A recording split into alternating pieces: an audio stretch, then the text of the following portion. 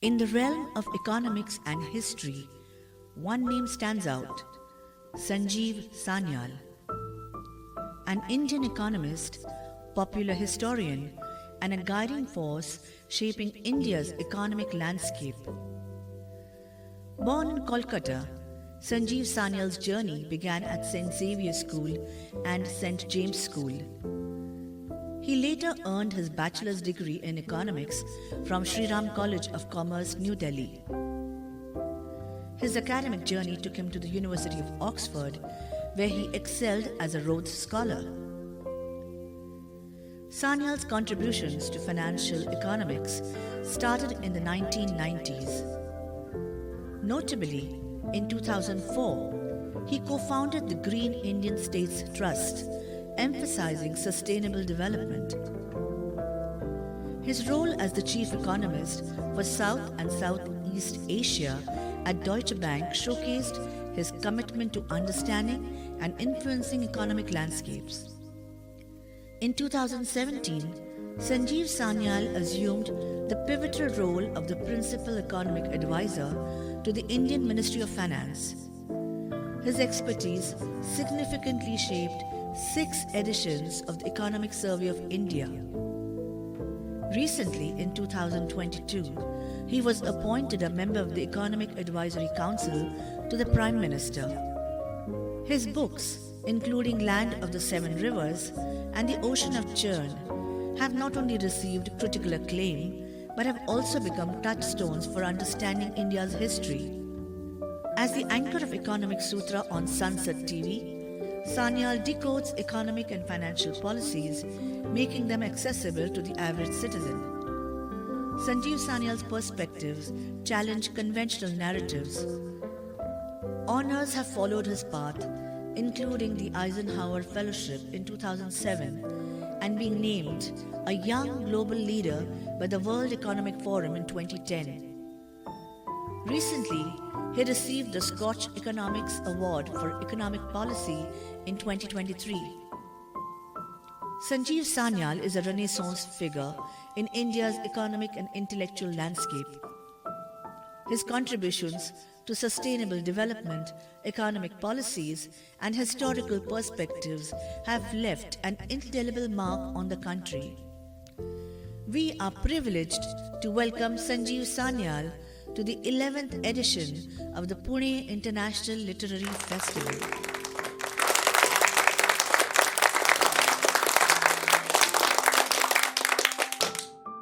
Let us watch a short AV to know who Sanjeev Sanyal exactly is.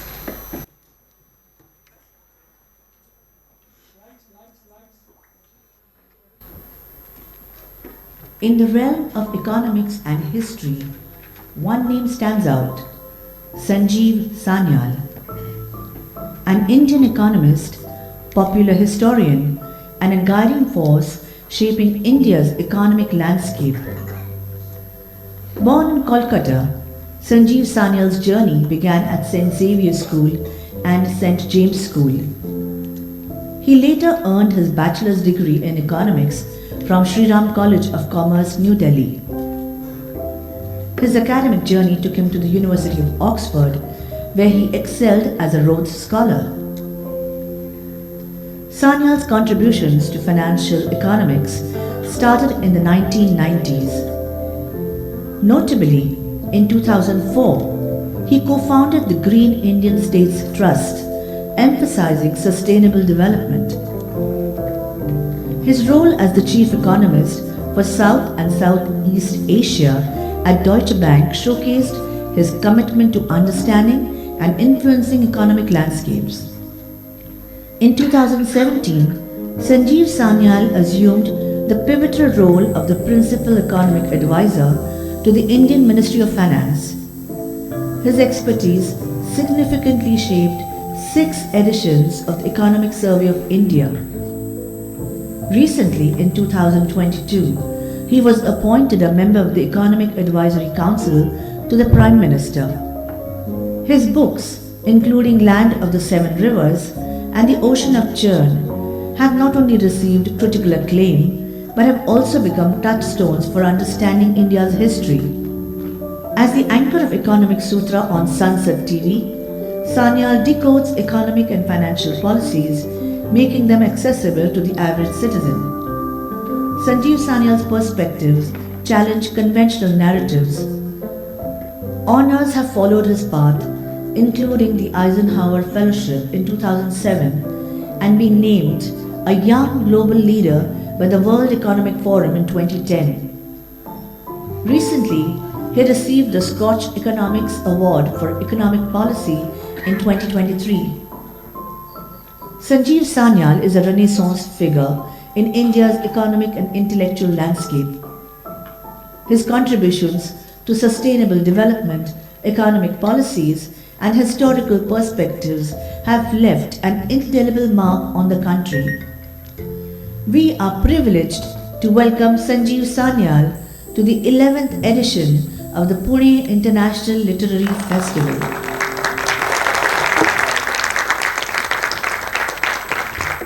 Wow, that was amazing. It's like, the movers and shakers of the country are right here. Sriram Karri will be in conversation with Sanjeev Sanyal. May I invite the guests on stage, please?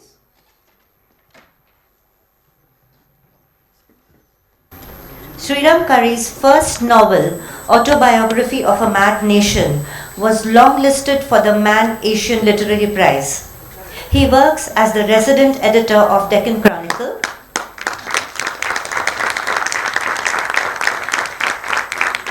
He has written for the New York Times, The Guardian, BBC, Huffington Post, Economic Times, Scroll, First Post, The Wire, Asia Times, and Khalij Times, among others. He also worked for several corporations and institutions, including Infosys, TCS, Satyam Computers, Indian School of Business, and all. I now request Sriram Karri to begin the conversation. Thank you so much. It's never easy, to be asked to do the last session of a fascinating day on the first day of a Lit Fest. The energy is so high in the morning and the food outside is beautiful, so many new people you meet and but then the other side is that the session is with Sanjeev Sanyal. Now, when I first got the email that I have to do this session, I normally get very worried when I have to do conversations with very prominent people. The wisdom I used to console myself is like going to bat in an IPL match with Surya Kumar Yadav. The expectations are low from you. You don't have to do much. Just be on the non-strikers and take a single, give it back to him agenda. So that's good. I feel comfortable with it. Much on lines with what the AV was, and many of you must have read his books, must have seen his reports, must have seen him on television, must be following him on social media, on any of his facets. The thing that I was stuck by, and the phrase was used, Renaissance man. There throughout the day, especially the young people, must have met some people who are so good at something they do. It's a big thing in life to be a very good at one thing kind of a person. To be a good doctor, good singer, good lawyer, good chartered accountant, good anything. And the people you very often must have met at events like these are very, very good at something. And then in life, and we know that feeling because my mother would say, look, that boy is so good, why can't you be like this? So we all feel the pressure to be very good at one thing. And then in the family or in college or school or colony, there's this one person occasionally who's good at many things. That makes your life more miserable. And somebody who's very good at singing also comes first in class, then he's also best badminton player or this at a local level. Global level, you think of Leonardo da Vinci, somebody can't even describe him. What was he not? In India, Rabindranath Tagore is somebody who comes to your mind. Saying, what was it really? Genius, God, on a lazy afternoon. I'm not getting a comparison of stature here, but category. There are some people who you can easily describe as you've been described. Historian, economist, brilliant in your schooling, college academics, Rhodes Scholar, goes to Oxford, works with one of the greatest banks on earth, successful in almost everything you do that I can think of. So my first question is, what do you even eat?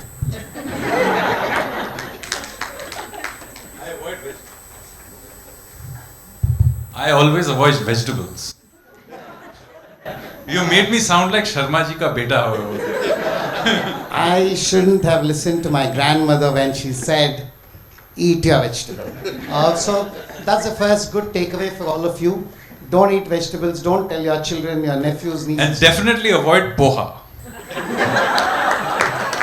You know, I am the president of the International League Against Poha. I'm glad my CV did not read fully that I'm from Indore. That's why I pointed it out. So, You know, there is a small resistance movement in Indore also against Poha. I don't think you know this. But they all keep very quiet. It's an underground movement right now. So, what I would have to end up covering in the next 45 minutes is his works, his life, his motivations, his contributions already done, the future agenda, and I also reveal a facet of his which is not yet public. Besides the historian, economist, author, policy maker, advisor, he is also a shipbuilder. So we'll come to the shipbuilding part absolutely in the end. It's a secret so far. Breaking news today. I'll also ask him a few political questions, because besides being an author and an interlocutor, I'm also a journalist, so can't avoid asking you the questions about Prime Minister Modi and a little bit of what's going to happen ahead, etc. All this in the next 45 minutes. So there's no great logic to the questions except just this. I want all of you to understand the underlying theme here. Between us, the two of us here on the stage have spent over 100 years on this planet. If there's one thing that really connects us, is this idea called India. The India we were born in, the India we love, the India we see achieve some things, the India not do certain things we expected, the India for which we have great hopes for, India that we've seen transform, change, grow, evolve, and today possibly being on the cusp of some extraordinary things, and therefore would also, through your ideas and work, see the India that's a little ahead, the India that we'll only envision, but many of you very happy to see young people you'd actually want to build, make, live, etc. So I'll get started, random questions, but the theme you will keep coming back to is this country we love so much. What does Calcutta mean to you? Well, Calcutta is my childhood. I was born there. Although both my parents are Bengali, but they don't have their roots there. So my mother is a refugee from Kushtia, which is now on the other side of the border. And my father also, while Bengali, comes from a family that moved to Varanasi in 1780. So I was the first person in my family to be born in Kolkata. I grew up in Kolkata. So I would call myself a Kolkatan. So that's what I would mean. However, I grew up at a particularly difficult time in that city's history. So, I was born in 1970. This was just before the 1971 war, so the place was being, drowned with refugees and so on. The Naxalite movement was happening. And then, although I did go out, spent some part of my childhood in Sikkim and Delhi, etc. Then I came back to Delhi in the late 70s and through the 80s when I went to school there. This was a dark time in Kolkata's history. It was when, Jyoti Basu and the communists were running the place, and they were clearly running it down to the ground. I often like to say that, Kolkata didn't die. It was murdered, and I am a witness to that murder. So many of my views of the world are heavily influenced by what I witnessed during that period, and of course by the cycle of time by the end of that, when the Soviet Union collapsed and India itself liberalized its economy, by which point I was at university in Delhi, of course. So yes, Calcutta is my city of my birth. It has had a huge influence on the way I see the world. So do you, in that sense, are you a Hindu? Do you believe in the possibility of rebirth of cultures, cities, societies? Is it possible they have a glory, they fall, they collapse, they never come back, but they also can come back? Well, I'm certainly a practicing Hindu, and I'm particularly a Shakta Hindu, so I am a very much a worshipper of fierce goddesses, and my family has done so for thousands of years. So yes, I do believe in creative destruction, and so things do go through cycles, and I believe we are living in one of those moments where a civilization that had gone through terrible things over long periods of time is certainly beginning to crawl out. So yes, we are. Whether or not I am a Renaissance man, I don't know, but that I'll let you decide. But I do believe that India as a civilization is going through a renaissance, a rebirth. So what are the idea pillars, the massive mega foundations which give us hope for India? Is it the fact that there's a vibrant non-left or anti-left intellectual space? Is it economy? Is it the demographic? If somebody says, I'm very hopeful for India for the next 25 years, my very, very basic question, tell me 3 very good reasons for that. So I think we are not going through an upturn which can be thought in years or even decades. We are going through a process that has to be thought in terms of centuries. And it is very difficult for people who are going through a particular phenomenon in the middle of it to be able to recognize it. So let me do something. Let me take you away to another civilization and explain it in terms of that, because then it's because you can be more dispassionate about it. So if you go back 500-600 years back to Europe of the 1400s and 1500s, something remarkable happened in Europe. So for the previous 1,000 years, Europe had actually been in decline. So they had had the great Greek civilization, and they had the Roman Empire, and wonderful things had happened, and then it had all gone horribly wrong. And then they had the Middle Ages. Much of it, southern Europe got conquered by the Arabs and the Turks, and basically things went belly up. And and it was quite obvious to anybody living in 1400 that there had been in the distant past this great thing called the Roman Empire, and you could see remnants of it everywhere, but you could see that you had fallen in bad times. And then suddenly, over a relatively short period of time, you had characters like Leonardo da Vinci, Michelangelo, Galileo, etc. Now, what is important for you to realize, if we look at a map and look at the thing, many of these characters were from the same very tiny area: Venice, Florence, Padua, Milan. And many of them actually knew each other. So we are not dealing with hundreds of thousands of people or something. This is a very small group of people. And they begin to think of the world in different ways. And this happens simultaneously on all sectors. That's why I wanted to tell you, a renaissance never happens in a silo. It happens in all the pockets almost simultaneously. Some attitudinal change maybe triggers it. So, today we think of Florence, for example, as a place with great art. But in fact, Florence's great contribution to the world is banking and double entry bookkeeping. That's what really triggered Florence's growth. The rest of the stuff actually emerged out of that. Similarly, we think of Venice as another place with great art, etc. Actually, Venice's great contribution to the world is commerce and the stock exchange. And same thing now begins to spread, this attitude to the Dutch.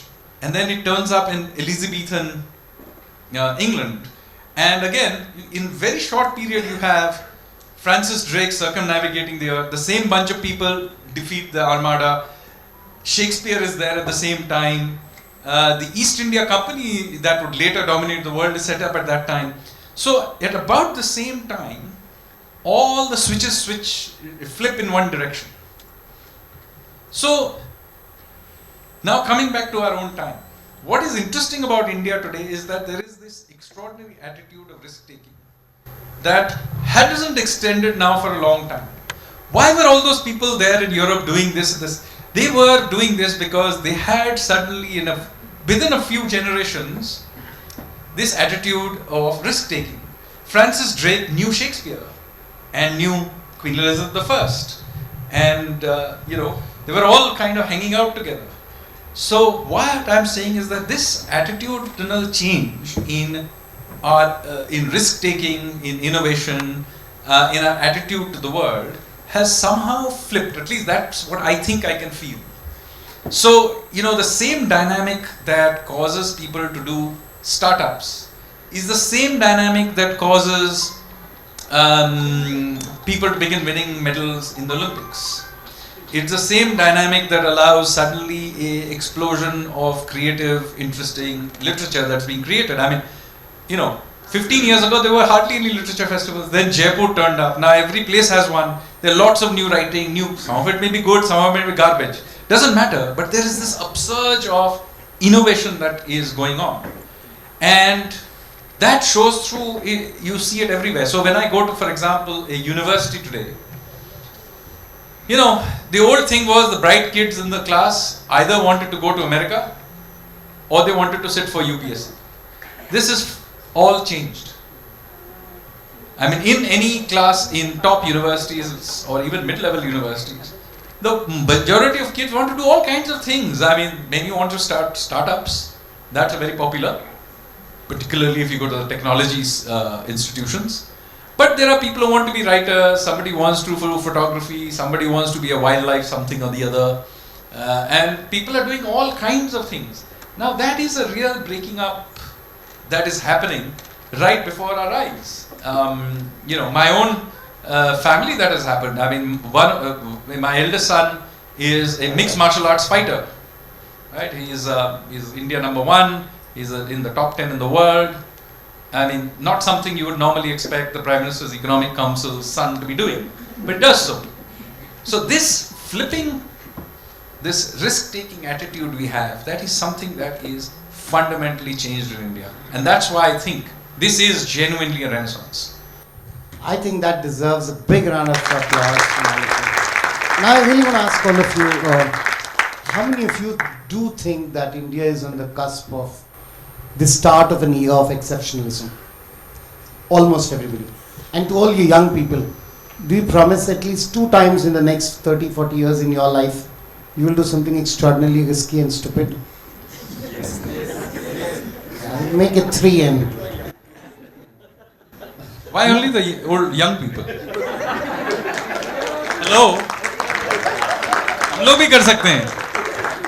I apologize for the age racism and age bias. I stand guilty. I henceforth shall no longer talk of age in that sense. But yes, the spirit of youth is very, very visible in India. Today you see people from smaller towns. I was born in a very small town. You have difficulty with your cousins and friends who would come for vacations from Bombay and Delhi, who would, be your cousins from Delhi, and so it's hard. But today that India is very, very confident. It's assertive. But when I think about it, in that sense, are we truly out of the colonial legacy of feeling? And I'll say this to a school teacher told us in school, class 4 I think. This teacher told us, there are 3 things you have to have in life to succeed in India. This was a 1970s guy. He said you have to be fair looking. That means your skin must be fair. If you're dark, you have no chance. 2, your father or mother must be very, very big, or you must know English. This was really said at school, and I'm like, oh, none of the 3 apply. So we learned English. But what I'm asking is there enough confidence? Where is this confidence coming from? There are people like you, there are people in the anti-left wing, people who can say left is evil, it's a disease, who assert from the right wing, and there are differences. They could be, like we discussed last night, libertarian or the objective kind of right-wing economists. They could be cultural revivalists like Sai Deepak, Anand Ranganathan, like you, go into history and talk about trends and patterns to say this is the era of India. My question to you is, what really has sparked this sense of pride? Why is it that those very things that we were made to and we kind of partially succumb to feeling shame in the 60s or 70s. Come 2020 or 2010, we are saying we will not feel So that that's, anymore. you see, as I said, that this renaissance of feeling happens with a certain kind of civilizational confidence at its very deep root. And it is true that much of this has been because of a major intellectual shift that has happened in relatively recent times. Now, one part of it was that certainly in the last, till I would say the half a century till 2010, when the thing began to change, the intellectual climate was entirely dominated by the left. And there was various shades of left, but basically you had choice between being Nehruvian left or Marxist left, or some, and now more recently the woke left. But basically this was the intellectual space that, and if you disagreed with that, you were left out of the intellectual space. You could be at the margins somewhere agitating or setting up a political party or whatever, but the space was this. And this is quite strange in some ways, because in fact till the 1950s, India had a very varied intellectual landscape, and much of it was non-left. So if you, till say 1950, if you had looked back in the previous 50 years, the intellectual space had full of people we would call non-left or even right. So there were people like Vivekanand, Sri Aurobindo, Tilak, Lala Lajpat Rai, Gandhi, Sardar Patel, or even Ambedkar, who was vehemently anti-left, even though he has now been appropriated by the left. He personally truly disliked the left. So there was this huge milieu, and this was even true of the 50s, where you had still people like Rajaji, you had B.R. Shenoy, the economist, you had historians like R.C. Mazumdar and so on. And then come 1960, they just all disappeared. And from 1960 till 2010, you have almost Stalinist uniformity in our intellectual spaces. Very, very few people at the edges, So you may have the odd Arun Shori, but he's literally knocking on the door from outside. And even he is mostly critiquing. He's not providing a new narrative. So why this flipping happened, I'm not sure. But certainly one part of it is that my generation, which have been who are now in their 50 and very early 50s, we are in some ways the flip over generation. We are the people who, in a sense, as I said, experienced the worst of the left, but we also began to experience the freedom of the new liberalized environment. So I remember very vividly when I first saw the Maruti 800, right? A shift from the old Ambassador. It was a very big deal. I was there at university when the 1991 reforms happened, the Soviet Union also collapsed, and we were the first generation which began to get proper, private sector jobs and so on. So this shift, we felt it, and maybe by the time, but at that stage, when you're in your early 20s, you are not in a position really to move the needle anyway. You can be a little rebellious in university, maybe refuse to attend classes, but that is pretty much all you can do.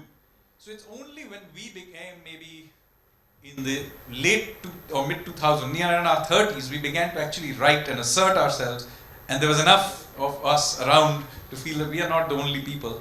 So you suddenly have around about 2008 to 2010, people like myself, Amish, etc. begin to write, and initially actually have some difficulty getting published. But when we get published, these books, suddenly we obviously hit the spirit of the times in some ways, and these books suddenly go completely viral. And so suddenly we ourselves become a part of the phenomena. So this is where I'd like to ask, some of you are students I see, and very clearly we were taught subjects are separate. This whole idea that, they're all together, never, they ensured you never could sinfully guess that history and geography can come together in some sense. Till you go to college and then, they start talking about how geography actually influences history, how the people, the crops, the food, the weather, everything decides kind of an idea comes. How did you really chance upon this idea to not just think about it, but to go on to write? So, Dread, imagine your geography teacher is also a history teacher, something like that. So, that's a kind of, so imagine somebody writing the history, and all our lives we've been told histories about Mughals, Marathas, freedom movement, maximum it begins with Mohenjo-daro Harappa. It's always the story of people. Nobody ever, before I saw Sanjeev's works, said, what is the history of the Indian Ocean? What is the history of this land of 7 rivers? What is the actual history of India's geography? This is quite a extraordinary thought. It looks very simple now done, but how did it come? So firstly, let me say I was a very annoying student through school and college. So first of all, I always thought in this particular kind of fluid sort of way. And so I have always been like this. So I have very few silos in my head, and that is true to this day. And so if you ask me where does my profession as a historian and where my profession as an economist merge or thing, I will not be able to put a mark to it. So they mix and merge. And so this is something which derives very closely to the intellectual and philosophical framework, which I have later in life intellectualized and put it down and began to talk about it, but really comes from the idea that everything affects everything else. The world is a complex adaptive system in which everything feeds into everything else, and while you may have nice silos for teaching purposes, be very clear that none of these silos work in any meaningful way in their own.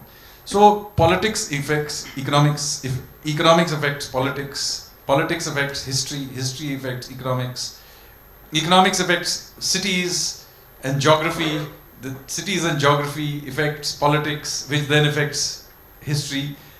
And then there's technology. And now if I was trying to slice and dice them in any neat way, I couldn't.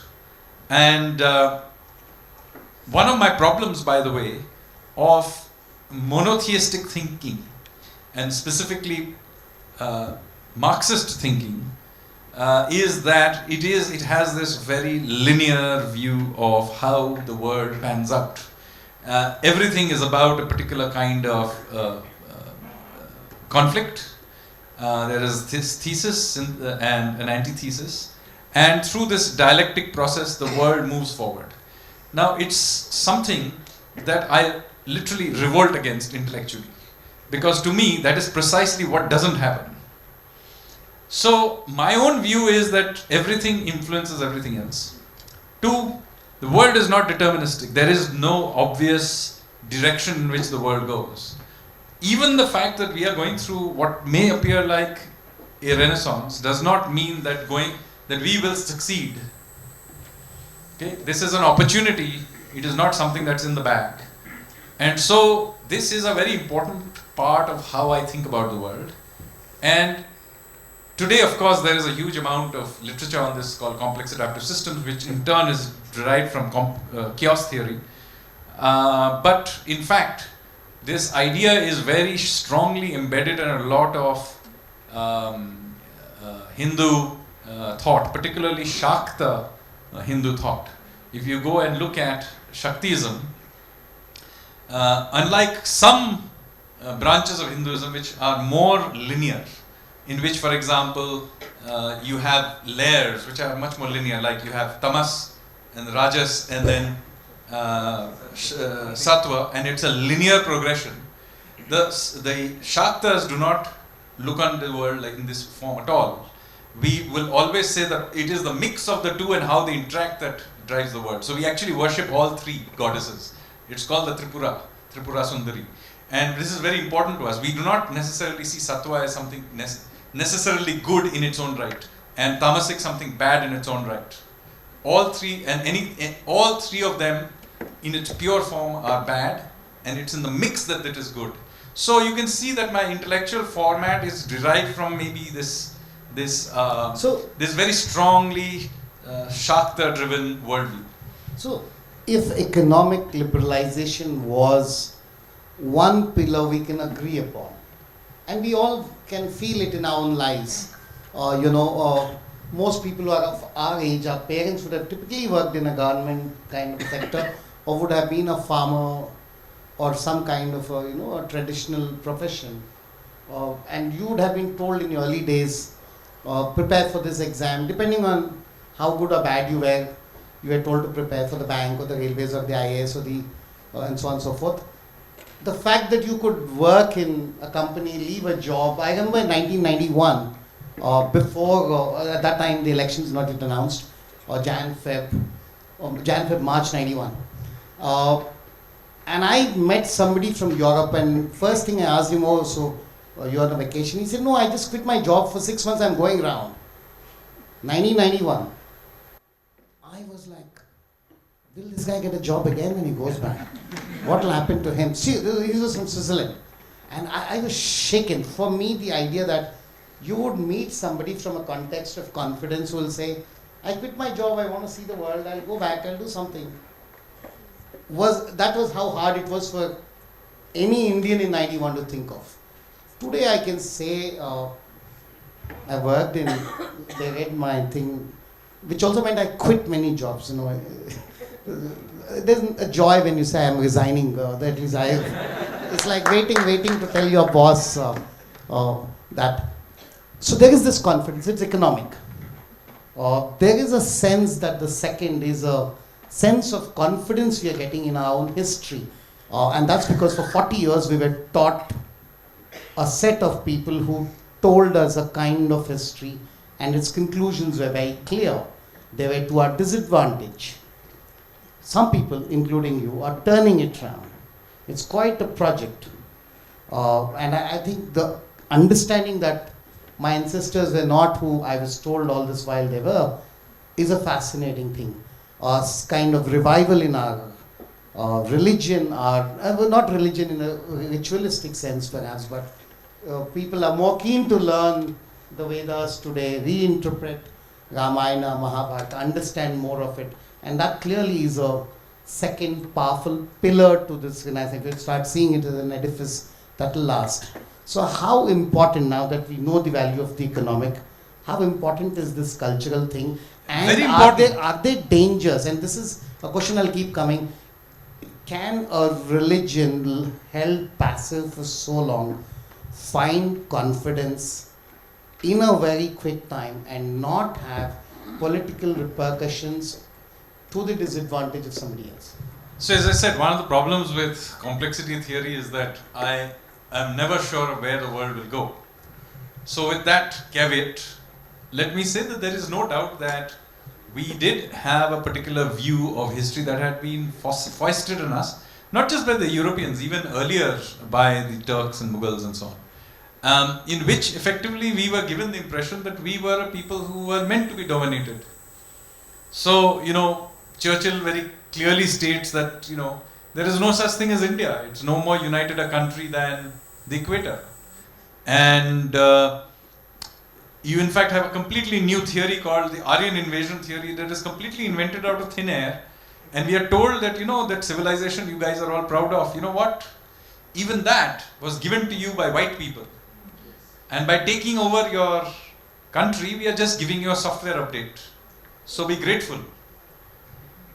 So that was the kind of narrative. So if you read Indian history till what was there in textbooks, but even in the conversation, it's a series of military defeats. Right? 3 battles of Panipat, whoever is on the Indian side loses. Battle of Buxar, Indian lose. You take any battle, the Indian side always loses. Now, if we have been around for so long, we must have won some battles at least. And amazingly, even till now, we don't have 1971 war in our textbooks, even though it happened in living memory. So this whole tone itself is कि हम लोग लड़ेंगे तो हार जाएंगे. We must be pacifist. Ashoka was a good chap because he turned pacifist. All this. First of all, it's a different matter. There's very little evidence of him being a good. You should read him on Ashoka, especially. It's quite a fascinating topic of discussion itself. But we'll get to that some other time. But yeah. So, you know, we should be nice chaps, not disturb anyone else. And, you know, the rest of the world is something to be fearful of. And we should have, and it feeds through to everything. I mean, even our economic policies of import substitution derive directly from the idea that we can't compete in the world. We hide behind some import substitution thing. And, you know, we should only aspire to driving ambassador car, which is also foreign design, by the way. So this mindset was taught to us at every thing. You know, we will always be, oh, you know, Indian sportsmen cannot win medal because they don't eat beef. So this whole thing, and by the way, importantly in all of this, yes, the occasional guy is allowed to compete on the world stage, but he has to be the Nawab of Patauti. So then the whole thing was, yes, we have a nice, goodish looking elite. They are allowed to go and do a few foreign things. Rest of us should find our station in life and keep quiet. Now, the breaking of that is really the story of the last decade or two. While that might be the story for the rest of us, I must tell you, he said I was never a good student. So that's the second lesson for the young. Don't eat vegetables. Don't be very good children. No, I'm good at taking tests, but I didn't listen to the teacher. Yeah, so don't listen to the teacher, don't eat vegetables and can't answer. But for the Sanyals, being the rebel has never been hard. Your history begins somewhere in Kannauj, many a century back. Could you quickly tell us part of your family's, on one hand brilliant, on the other hand rebellious, always out for a fight history? Yeah, Sanyals have always been historically out for a fight. So, the Sanyals incidentally are from Bengal, in a part of Bengal which is now in Bangladesh. A little bit of it is in India, near Nadia and so on. This is the northern part of Bengal. This is the part of Bengal which is near where the Ganga and the Brahmaputra meet, and the area just north of it. So this area is called Varendrabhum. And Varendrabhum, so the Sanyals are from Varendrabhum, and that is the terrain. If you go there, you see the Ganga and the Brahmaputra don't neatly go and meet like like the Jamuna and Ganga meet at Prayag. They meet, but there are lots of side rivulets. You know, it's a very marshy kind of messy area. So the Sanyals come from that area where they had settled from when they had fled from Kannauj. After the sacking of Kannauj, they had fled and they had kind of settled in that area.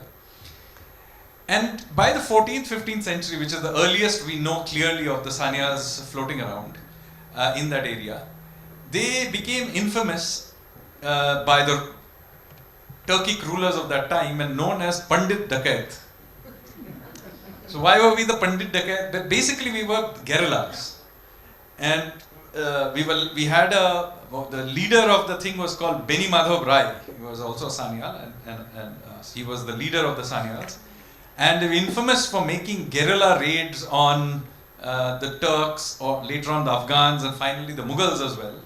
And basically these, and very ruthless, would drag off the whoever they had captured and whack their heads off. But about at the same time that they were doing this, the same people were also building what we now know as Shakta Hinduism. They were also reviving the rationalist school of Hindu philosophy, the Nyaya school of Hindu philosophy, which had gone into some decline, was also revived by these same sort of rebels as Navanyaya. So these are the same bunch of people who were hanging around there. So by the time when the Europeans, or particularly the British, took over the country, the same behavior translated onto the British. So many members of my family were famous scholars, but they were also quite well known as rebels and revolutionaries and assassins and things like that. And many members of my family consequently ended up in places like Kalapani, or were beaten to death, hanged. But also my great-grandfather was a PhD from LSE in the 1920s, Nalinaksha Sanyal. Everybody knows that Ambedkar was the first LSE PhD. Nalinaksha Sanyal was the second. and he was a follower of Bagha Jatin. You may have heard of Bagha Jatin. So he was one of Bagha Jatin's followers, and he was then brought into the Congress by C.R. Das, but he retained a somewhat edgy kind of personality. We were very close to Netaji Subhash Bose, and when he ended up writing his thesis, he won a scholarship from Zamindar in Bengal who funded him to study in London. He ended up, because he was still doing rebellious things in London, he ended up writing part of his thesis in Brixton Jail. He has another session tomorrow on the revolutionary, so I'll not, much as I'm tempted to, just leave that part closed from this session, deliberately omission by choice, because you should hear him completely on the role of the revolutionaries in the Indian freedom movement. Whatever the Sanyals are, people in Pune will completely understand him, because they have a champion of somebody who brings knowledge and fight together in the form of Chhatrapati Shivaji. I mean, you don't need to tell anybody in Maharashtra that they'll be, and we in the south of India anyway understand it. Rajnikant, all his movies does. He is a Sanyal maybe in the roles. By the way, the Sanyals always were very inspired by Shivaji. My granduncle Sachindranath Sanyal, who was also a famous revolutionary, and he, by the way, was the guy who recruited Chandrasekhar Azad, Bhagat Singh, Bismil, and Ashfaqullah Khan, and all these people. So he was their guru. So in the very first chapter of his book, which I've translated recently, called Bandi Jeevan, he starts up by saying that, I went down this path because I was inspired by no less than Chhatrapati Shivaji. So he grew up, that was his inspiration. So there is a link. There is always a link. It's just that you have to find it.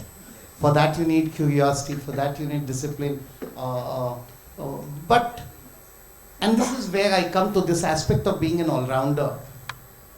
I mean, you work in Deutsche Bank, you have books on history like this, you can speak like this. And then you write fiction on a couple of bottles of beer. I mean, who are you?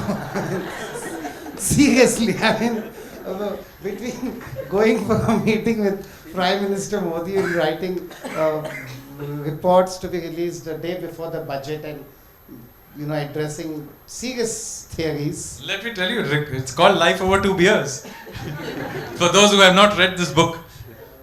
So, why do you do that? Is it because you feel incomplete, or you believe there's a natural balance? Is it cosmic? Is it... Maybe it's cosmic. Maybe I just do what I think I want to do. I don't see why I should be restrained in any way. I had already told you that the Sanyals have a bad reputation in pretty much doing whatever the hell they wanted to do. And I did see why my ancestors, even if they were sent off to Kalapani, they still seem to be having a lot of fun. What happens? So I want to ask you, have you been to the Andamans? How does it feel? Absolutely, it's emotional. I mean, there is a cell dedicated there, by the way, to Sachindranath Sanyal, and he is the only person ever to have been sent back to Kalapani twice. So he was sent there for 5 years. He came out, he recruited all these people, robbed a train near Lucknow in a place called Kakodi, same place where the kebab comes from. And then he was sent back for 10 years back to jail, and then he came back again. So yes, there is a cell dedicated to him, and there's a plaque which also mentions his name. So, but going to a wider point, you see, we have always had this kind of free-spirited feel. I mean, this Nalinaksha Sanyal I mentioned, PhD from, he was a freedom fighter, revolutionary, PhD in economics. He was also, by the way, a well-known wrestler. And once, when he was in college, he was studying in Presidency College, he decided to swim 100 kilometers, or it's 100 miles, I'm not sure, from Nadia to Kolkata, just for the heck of it. And he stopped along the way in a few places, I believe, but with no backup team. Okay, he's just a village boy, got up one day and decided to swim down to Kolkata. So I thought that, we have to keep this family tradition going. So since I am now too old to swim 100 kilometers, I decided I'll build my own ship. So I'll come to the ship right in the end before I open it to Q&A. But tell me what happened, or how did you feel as a father when your son says And he could have come and said, I'd like to go to Oxford, I'll be an economist, I think I don't like economics, I'll maybe read philosophy or anything, or be a professor, be a technologist. He says, I want to be a mixed martial artist. How did you feel? So first of all, as I said, it's not completely off the charts. He did go to university. He went to Queen's in London and did which is one of the top places for the course he did, which is a bachelor's in business administration. He topped his class as well. So after that, he came and told me, Baba, I proved I'm not an idiot. Can I now do what I really want to do? So I said, okay, what do you want to do? So he said, I want to, take a few years and see if I can become a top-notch mixed martial arts fighter. So it's an unusual choice, and I have to say, more than me, my wife was somewhat more uncomfortable with it. By the way, I watch MMA fighting, so I actually like the sport. Just, by the way, I knew my son was training, but I didn't expect him to take it as a profession. But I wasn't thrown off completely. My wife still finds it a little uncomfortable. I watch his matches, she doesn't. You get scared or something? I don't. She finds it uncomfortable. It is a brutal sport. Those who don't know what mixed martial arts is, it's those guys who bash the shit out of each other in a cage. You may have seen it. So it's a ringed cage, and it's almost no rules fighting. So you can kick, you can box, you can do whatever you want. For the Hyderabadis, we call it traffic.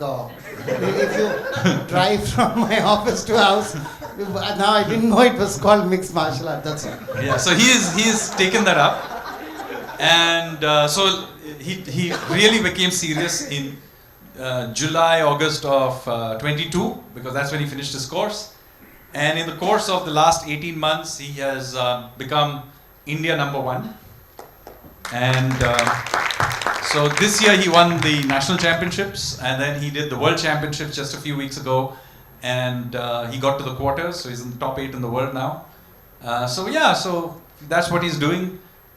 My other son, I have no idea what he wants to do, but he's a talented musician, not a performance musician. He writes music, and those of you who have attended or listened to some of my lectures on revolutionaries, there is right in the beginning, very often I play a version of Vande Mataram, which includes the 3rd and 4th stanzas, which are, in fact, the stanzas that are the most interesting. And that version of the Vande Mataram was composed and put to music, not composed, put to music by him, and he put it. So I have another son who wants to do something completely different as well. Unbelievable. I think as a father, I can feel the kind of pride you would. Now I'd like to ask you the second last question of this evening. I know there's 10,000. I could go on this conversation with him. So would all of you till tomorrow morning, but we'll have to stop it and pass the mic on. But I'd like to ask you this. Amidst all these ideas, icons, history has been in the backyard, it keeps growing, and how does working with somebody like Prime Minister Narendra Modi mean to you? And if you had, say, one thing that you feel really sets him apart from everybody else in politics today, what have you observed? Well, obviously, first of all, it's a huge privilege to work with any Prime Minister, but to be working directly with Prime Minister Narendra Modi, who is a very consequential character in Indian history. Whether you like him or not, you cannot deny that he's a very consequential person in Indian history. He was the Prime Minister at a huge turning point in our history. So it is a privilege, and sure, it can be intimidating in the beginning because he's a very tough taskmaster. He's not somebody who will suffer a fool. You have to do your research, but after a while, what you do realize is that if you have done your homework and you genuinely believe something, he will give you 100% attention when he listens to you. This is something anybody who works closely with him will tell you. That, contrary to his, to many people who are his detractors, tell him, he is autocratic, doesn't listen to anyone. Not true. I can tell you that if he has a view and you take solid evidence to the contrary to him, he changes his mind. And I've seen this happen repeatedly. And that is something to really learn from somebody. Right? He is a very powerful, most powerful person, one of the most powerful people on the world, not just in India. And he will patiently hear you out if you have an intellectually sound argument and the evidence to back it up. He may still decide against you sometimes, but a very large number of times he will change his mind. And that is really something to be said. And 9.5 years into being Prime Minister, he still has that humility. That is really something I'd respect him for. How hard is it to work? How hard is he? How hard is it to work for him? How much on your toes are you? You have to be on your toes. If he asks you to do something, you really have to know left, right, center, up, down of that subject. You can't go there and make some wiffly-waffly general statements because he will ask you the tough questions. And even if it's an extremely technical subject, he has developed some sort of a sixth sense of somehow figuring out which is the one area where you haven't done your homework. So that is why he is tough to work with. But on the other hand, he also improves you, because then you see, even if you think you're a subject expert in that area, you are really going to doubt some of yours, and therefore you will look at things from totally different angles. And I'm not just saying when I am at the receiving end of it. I am also witness to other people being in the receiving end of it. I just happen to be in the room. And I've seen people who are absolutely at the cutting edge of science or some policy or something being put on this, on the chopping block, and then later on telling me, my God, how on earth did he guess that this was something we really weren't sure about? But somehow he has that, and that is a real true. But the thing is, if he feels that you really did an honest job, and if there's something where you need to improve, he will give you another chance. So you come back later on and say, I need another 20 minutes of time to explain, and you ask for these answers, here are the answers. He will give you another hearing. So I don't know how he manages it, because unusually, when you have a mental image of very senior people, far less senior people, when you go to meet them, you will find, their meeting schedule is all over the place. You have to hang around because Bada Sahib is, out here. This never happens with this Prime Minister. He will say 11 or 5 the meeting will start. It will start at 11 or 5, 30 seconds on this, one side or the other. And he sticks to that schedule, and if he gives you time, you damn well be there, and it will happen. So lesson number 3, get an opportunity to work with a very tough boss. Don't miss it in life. It will do you good. Or try to do a project with the hardest professor, lecturer you have, or somebody who has a reputation. It will do you good. You will end up on the stage next to me, or in a few years' time. No, that's not. You will be on the stage. But he's very fair. Huh? Yeah. If he does a good job, he's effusive in his praise as well. So absolutely the last question. Like I said, it's such a delight talking to him. Last night we were at dinner, and we could, but for the fact that we had to come here the next day, we would have spoken all night. Fascinating.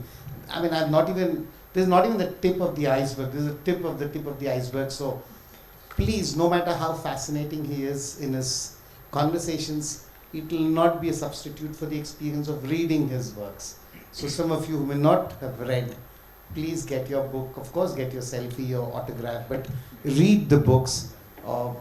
Fascinating wealth hidden in them, far beyond the capability and scope of this conversation. I was coming to believe that Pune Lit Fest should have on its website a poll. What would be the next unbelievably crazy thing Sanjeev Sanyal would do next, and have people guess, and he or she who got it closest would get some kind of a prize or something. But when he told me the answer yesterday, I was like, I'm a pretty crazy person, but even I wouldn't have guessed. He is, and now he's going to tell it in his own words. I'll just ask you, what are you planning to do next? So, Among them, by the way, this is one of several I'm doing. So I just mentioned one of them to you, which is that I'm actually, I've written a book called Ocean of Churn, which is a book of the Indian Ocean. And while researching that book, I found something quite remarkable, that Indians actually had a very long tradition of building ships, going back to very early, ancient times. But the ships they built, they use a peculiar technology of stitching them together rather than nailing them together. And there's a lot of debate why they did it, because Indians were actually the first to create rust-free nails. But for some reason, we didn't usually use it to build ships. Anyway, so we built these ships and we sailed them everywhere. We sailed them all the way to Korea and China and all the way through to the Mediterranean, up the Red Sea, up to the Suez and so on. So the point is, we were building these ships, but there's very little idea of what these ships looked like and how they sailed, because for that art of building these ships has rapidly died out. There is a very tiny number of shipwrights alive who still build small boats using that stitching technique. So large ships are no longer being built in this for a long time.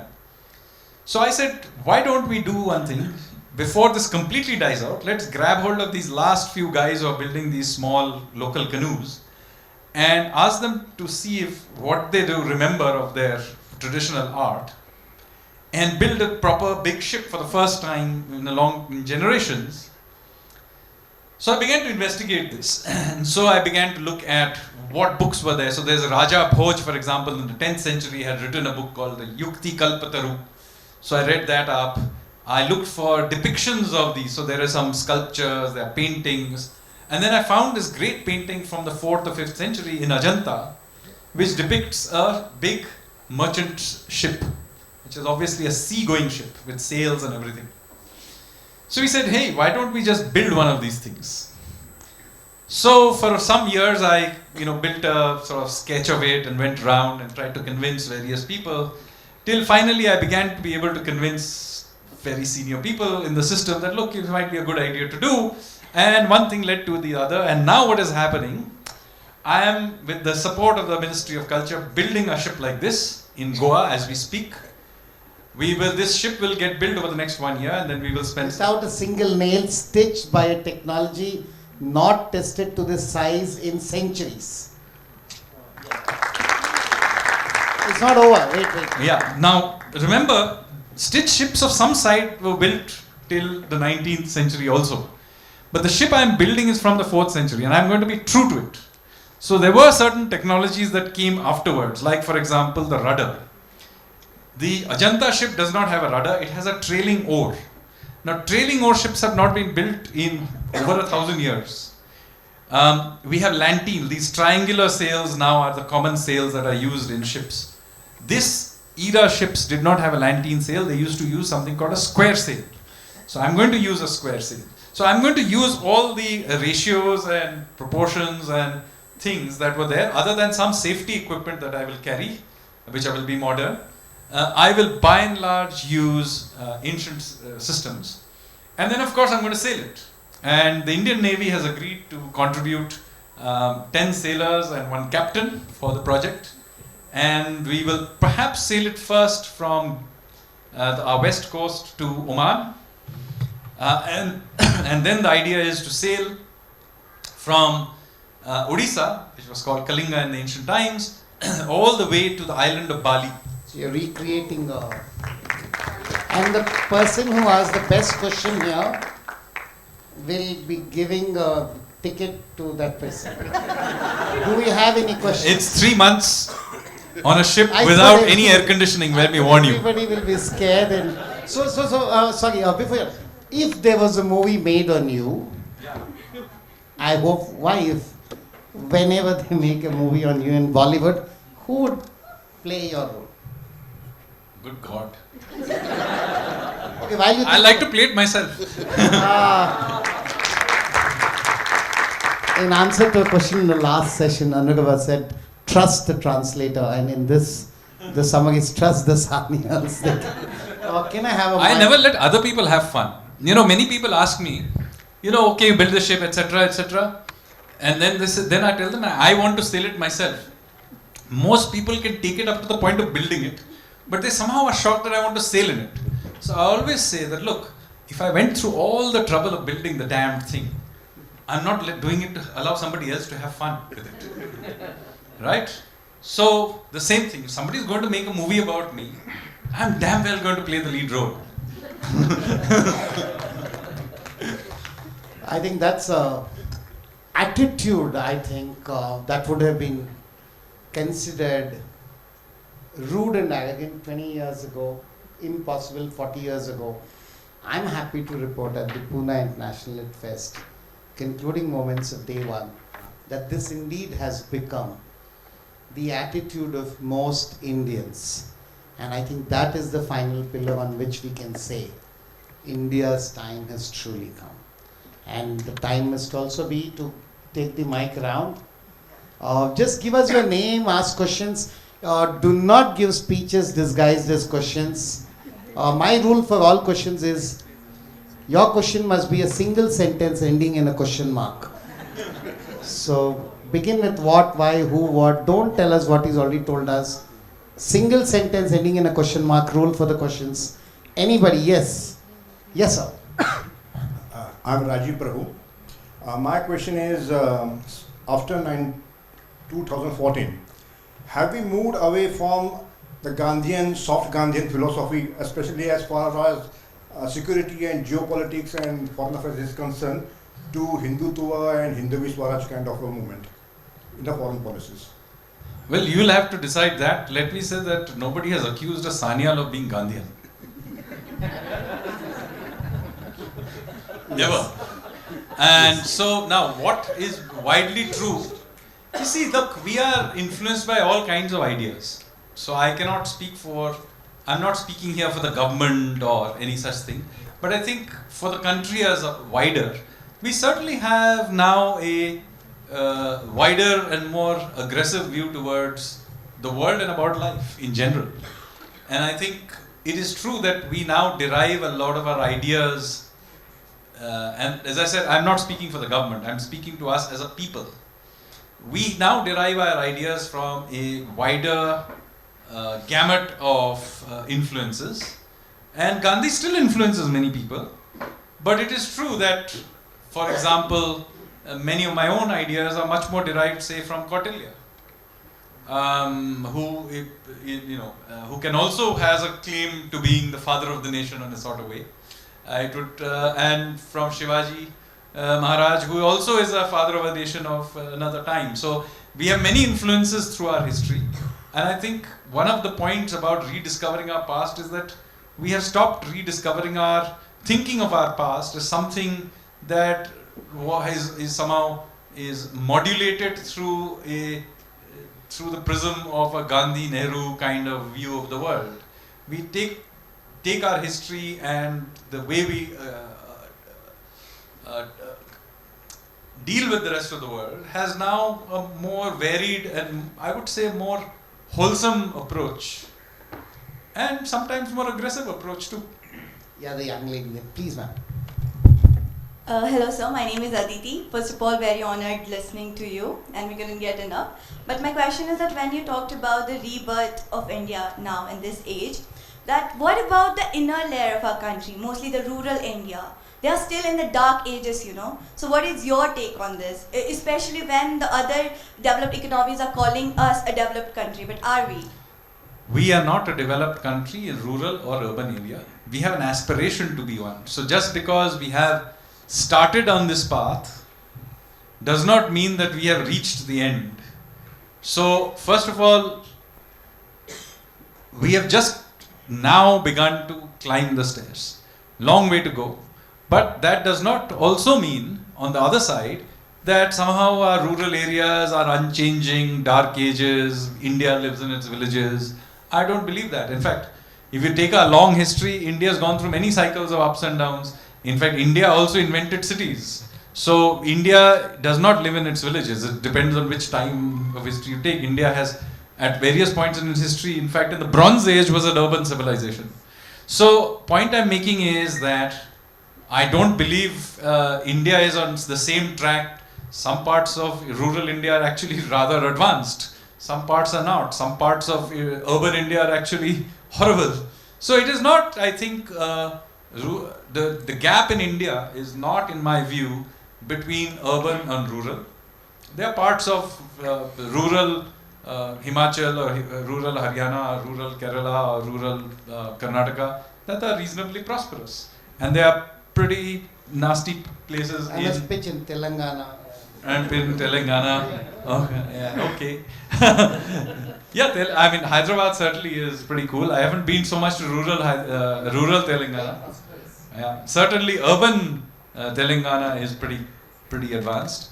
And there are parts of urban India that are not so great. So I don't think the real gap in India is urban-rural. I also don't think it is north-south. The real gap in India is east-west. If you just take any economic, any socio-cultural, the western half of India clearly does better than the eastern half of India. It happens in cities also. You are an urban expert. It's my theory that western side of the city, real estate is more expensive. There's a theory we have to test, but that I don't know, but it is certainly the case. And so what has happened here is that you certainly have a zone which is Bengal, Jharkhand, Odisha, some parts of Odisha, although Odisha is now doing rather better in recent times, Bihar. And the kind of poverty you now still see in that zone has more or less disappeared in most of the rest of the country. Even in most of UP, it is rapidly now disappearing. So the real divide in India, as I said, is not rural-urban, east, north-south, but east-west. And really, that is something where we need to apply our mind. Tanush. Yeah. My name is Indu, and my question is, what would you advocate? Liberal arts education versus specialized colleges like engineering, medicine? First of all, let me clarify, the idea of liberal arts should not be education for self-confessed liberals, which is unfortunately what it has become. Liberal arts really means a widening of mind in humanities or maybe social sciences. My own view is I am not a great believer in all these silos. So I actually think that this is all academic silos which the professors like so that they can sell us textbooks. The real education should be fluid. In just the last 6 weeks, I have given lectures in all kinds of institutions, which include a lecture on naval architecture in IIT. I have given lecture in symbiosis on history, in Flame in Pune on doing economics, at the 2 lectures at the Delhi School of Economics, one of them on international narratives, another on process reform. I have gone, so I think we do ourselves a disservice by trying to separate all these things out. So, I'm a big believer that you should allow people to combine subjects as they wish. There may be some great engineers who are fantastic writers. In fact, it turns out to be most of the best-selling authors in this country, none of them came from a literature background. All of them came from either engineering MBA or economics or some such doctors even, but almost nobody came from a literature background. So, I think the real game should be to get the English literature people to learn engineering. Yeah, I think the IITs are being asked to do humanities, which is wonderful. I now want the English literature department to teach mathematics. And start building bridges and roads where, yes, go ahead.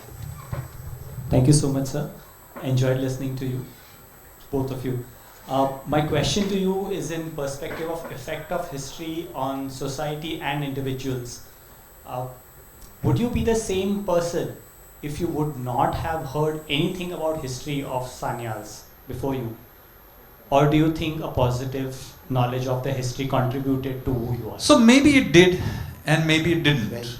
To be very frank, while some of these things floated around me, I did not actually actively research the history of the Sanyals till relatively recently. It may come as some surprise to you. So for example, when you read my book, Revolutionaries, I actually had to research these characters properly, almost like any other researcher. It's only after I had researched them did the family anecdotes make sense. And this is true of many families who come from these kinds of backgrounds. Somehow the family elders assume that everybody knows, and nobody actually passes it on. And this is true for many things. I mean, for example, you ask partition families. As their grandparents are dying away, people are suddenly stunned by, hey, I have no idea where my grandparents came from, and they never told me those stories beyond the odd anecdote here and there, but never in a proper narrative form. Which is sad, because I would actually argue it the other way around. It is my interest in history that has allowed me to go and appreciate these influences, which may have been there subliminally in becoming. So many of these things may have been there in the general culture of the family, but I did not appreciate them actively till I also formally researched many of these things. So I discovered many things about my great-grandfather, which I actually found out because I found it in the books and in records and debates he had, for example, in the United Bengal Assembly in the 1943 Great Bengal Famine, where he was the leader of the opposition, and much of what we know about the Great Bengal Famine is because of the questions he was asking in the Bengal legislature and the answers he was getting. So you read any book on the Bengal Famine, many of these are from that. And so, but nobody in the family seemed to have any idea about this. I actually found it on Google, because many of these lectures, etc., have now been put on online, and there was a JNU professor called Rakesh Baptial or something named like that, who had written about some chap called Nalinaksha Sanyal, who was debating the Muslim League government of that time about the Great Bengal Famine. So I then figured out, so this guy who I knew in the 80s, we survived into the 1980s, so he's an old man then, but he was around, and I remember conversations with him. He was involved in that great event, but nobody else in the family seemed to particularly have taken great attention to this. So in fact, the rediscovery of a lot of this has actually come post formal exploration. Now, of course, they might have been subliminal cultural influences, but it was not conscious at all. So lessons, last lessons. When next time you go to a wedding, see all the old people and talk to them. You never know. Second, Bhupaji is not as boring as you think. Yeah. So and he has a genuine reason for being pissed off. Yes. Second, if you have a great family name and amazing ancestors, feel inspired by them. But don't forget, he still reports to Mr. Modi. So if you have nobody also, no problem. You can still write your destiny. So whether you have a great family history or not, use both to your advantage. We have the last question before we hand over. Thanks to every one of you. After this question and answer, I request all of you to stand up in ovation for this extraordinary person and session. Last question, yours. Sir, it's been wonderful listening to you. I would have had a longer session, but for the want of time. And this question must commonly come to you, but I'd still love to ask it. You think, listening to your family history is very, very interesting, but what do you think really makes you the great performer that you are in so many different aspects of life, or in general, what makes a person so good at so many things or very good at one thing? What is that which differentiates him from other people in practice? Low fear of failure. This is an important thing. One of the strange things I've learned, you see, I'm always told that kids below the age of 5 are very fast at learning languages. This is rather odd, because I actually feel that today I would learn a language faster than I ever learned before. I have in fact learnt and forgotten many languages along the way. After I got married, I learnt Assamese because my wife is from Assam. So I've learnt many languages along the way. And I learnt Spanish in college in Oxford. I forgot it along the way. because I now surrounded so many Gujaratis, I began to basically understand 90% of Gujarati. So why? Because you see, I think the reason people lose the ability to learn language is nothing to do with the wiring of the brain, all this science and all going on. It is simply that a child below the age of 5 does not care about being correct. And I find that is true for this too. Since I basically wade into things where I have no idea what is going to happen, without too much caring about where the outcome will be, I think I may end up doing all kinds of. I just begin to dig through. I mean, let me tell you, I'm going to sail this ship, but I don't know sailing yet. Okay, I have 1 year to learn how to sail, but I'm quite confident I'll be decently good at it at the end of the process. If not, I'll sink. Will you give me a ticket for this ship trip? If you're willing to come along, as I told you, no air conditioning. It'll I'll be take a blazing flight. hot on the deck. I'll take a flight and meet you in Oman. Be very careful for what you wish for. Okay, the likelihood is either you'll be in stifling heat in the middle of the ocean and you're standing in the deck and it's really hot, or you're in the middle of a storm being thrown around. So be very careful what you ask for. I'm also well read, and I read this somewhere. Ship is a prison with an added facility of drowning. So this is the last lesson we take. Every time you see a door with the board, do not enter. Please do enter. Ladies and gentlemen, Sanjeev Sanyal, what a pleasure.